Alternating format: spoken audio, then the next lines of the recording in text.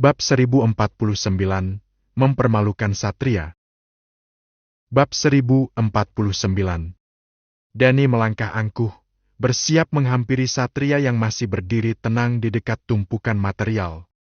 Namun, langkah kakinya mendadak terhenti begitu melihat sesosok pria paruh baya berkemeja rapi mendahuluinya.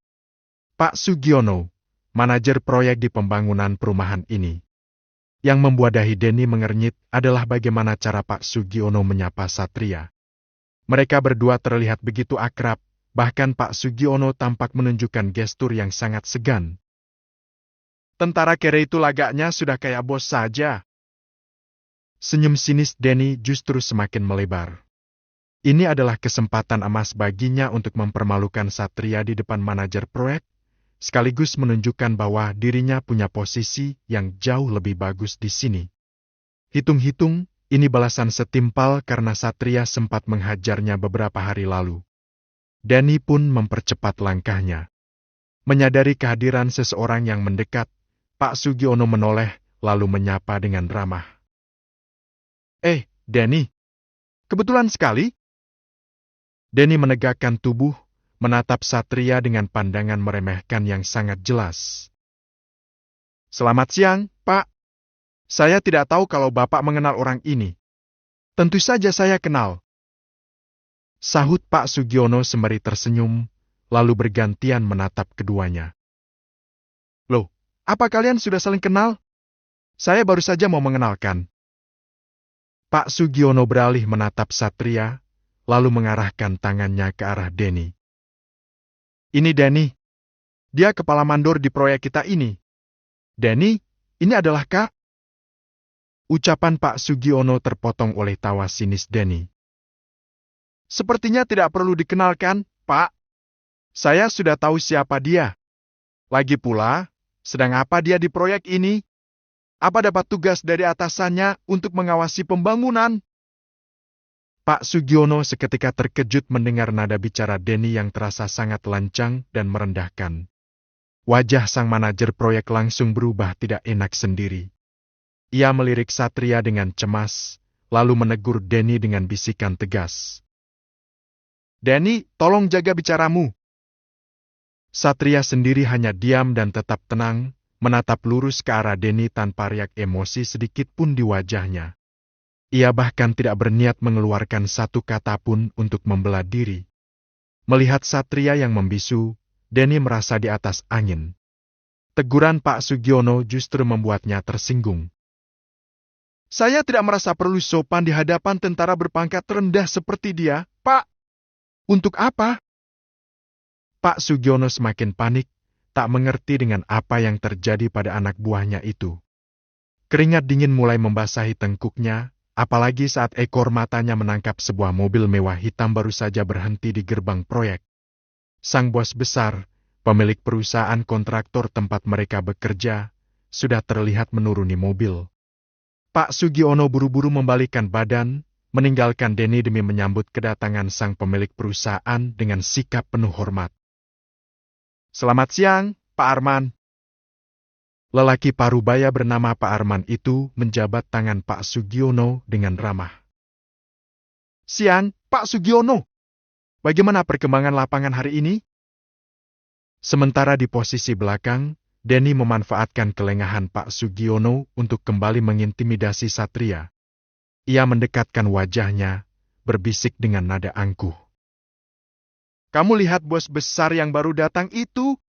Kalau aku mau, melalui beliau aku bahkan bisa menendang kamu dari sini sekarang juga. Satria sama sekali tak gentar. Sudut bibirnya justru terangkat, membentuk senyuman miring. Silakan saja kalau kamu memang mampu. Beritahu bos besar kamu itu agar menendang saya keluar dari sini. Simpatlan! Dengus Danny jengkel. Demi pamer kekuasaan, Danny sengaja melangkah mendahului Satria, ikut mendekati Pak Arman yang sedang berbicara dengan Pak Sugiono.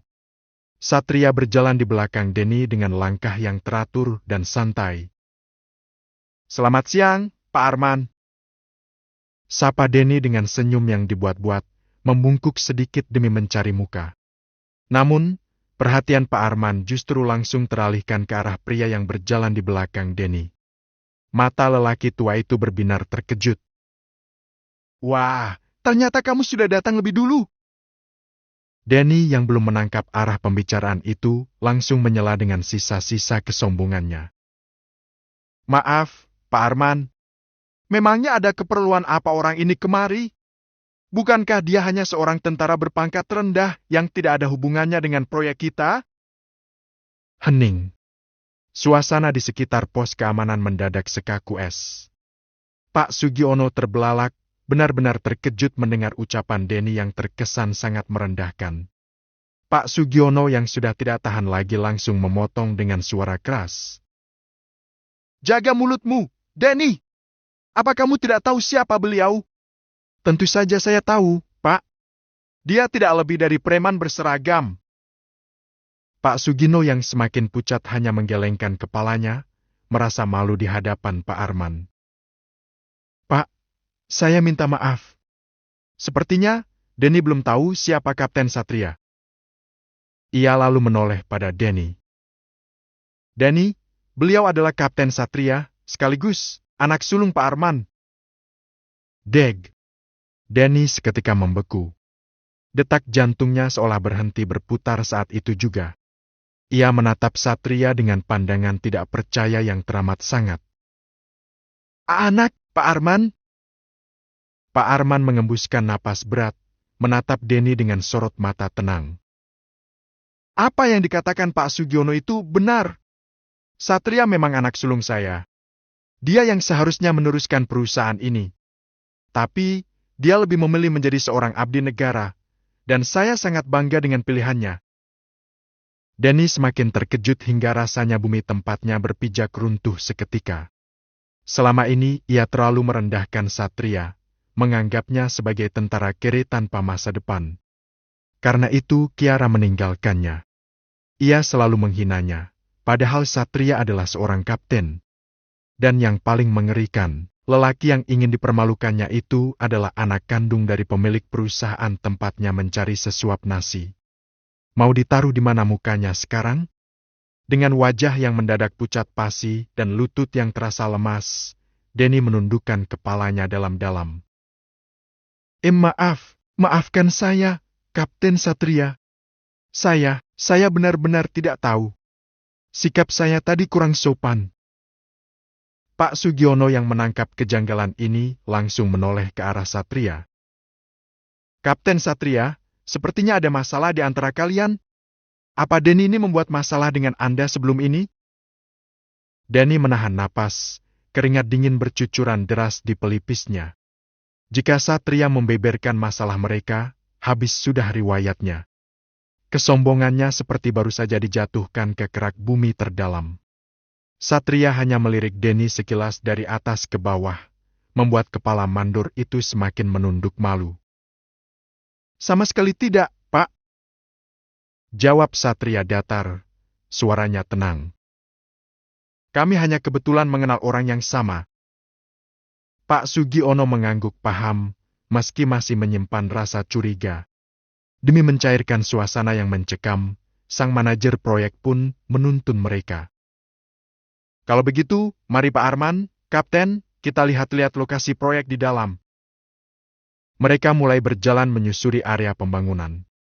Namun, baru beberapa langkah, Satria menghentikan jalannya tepat di depan sebuah truk yang baru selesai membongkar muatan.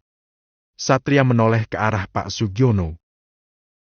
Pak Sugiono, tadi sebelum Bapak kemari, saya baru saja meminta bahan bangunan yang baru dimasukkan itu agar dikembalikan ke truk pemasok. Pak Sugiono mengernyit bingung. Loh, kenapa? Kapten? Material bataku dan semen yang digunakan adalah kualitas paling buruk. Ucap Satria dengan nada tegas tanpa kompromi. Kena air sedikit saja pasti langsung hancur. Ini sangat berbahaya untuk struktur bangunan perumahan.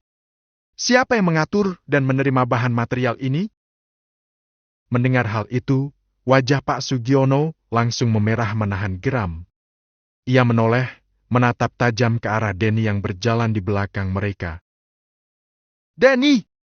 Bukankah saya memberikan tugas pengawasan material itu padamu? Saya minta bahan material dengan kualitas paling baik, bukan? Denny tersentak hebat. Wajahnya yang sudah pucat kini semakin kehilangan dar 4H. Ia menunduk dan tak berani menjawab.